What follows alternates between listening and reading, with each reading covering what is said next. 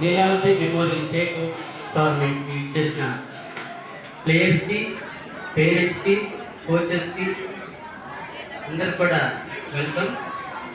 గుంటూరు డిస్టిక్లో ఇలాంటి టోర్నమెంట్ జరగటం చాలా ఆనందకరమైన విషయం.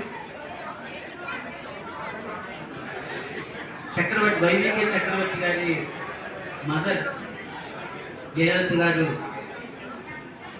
చాలా చాలా కృషి చేశారు చెస్ డెవలప్మెంట్ కోసం కూడా. వాళ్ళ బాబుని స్వయంగా చాలా టోర్నమెంట్కి తీసుకెళ్ళి రిజల్ట్స్ చాలా ఇష్టంగా తను వర్క్ చేశారు. సో అలాంటి వారికి ఇది గౌరవమైన టోర్నమెంట్. ఇలా చేస్తున్నందుకు చక్రవర్తిని ప్రత్యేకంగా అభినందిస్తున్నాను. ఇది చాలా ఇన్స్పిరేషన్ ఇచ్చే విషయం అందరూ కూడా. సో మా అసోసియేషన్ తరఫున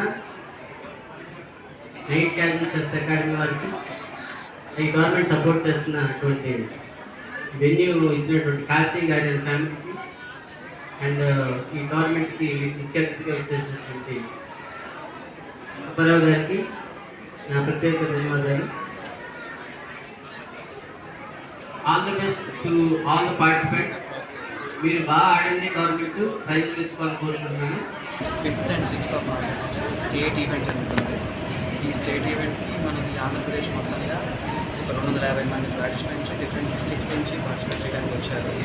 ఈ ఈవెంట్ని మనం ఇక్కడ కొంది సీతారామయ్య కళ్యాణ మండపంలో జరుగుతున్నాం.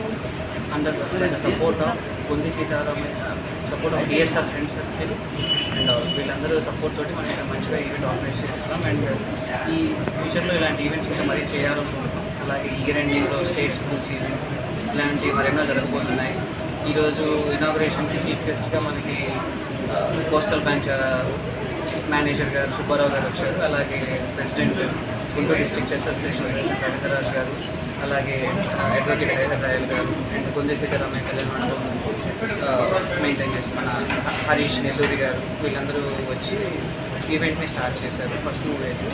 సో ఈ ఈవెంట్ ఇలా రేపు సాయంత్రం వరకు జరుగుతుంది. రేపు సాయంత్రం 4:30కి ముగుస్తుంది ఫైనల్స్.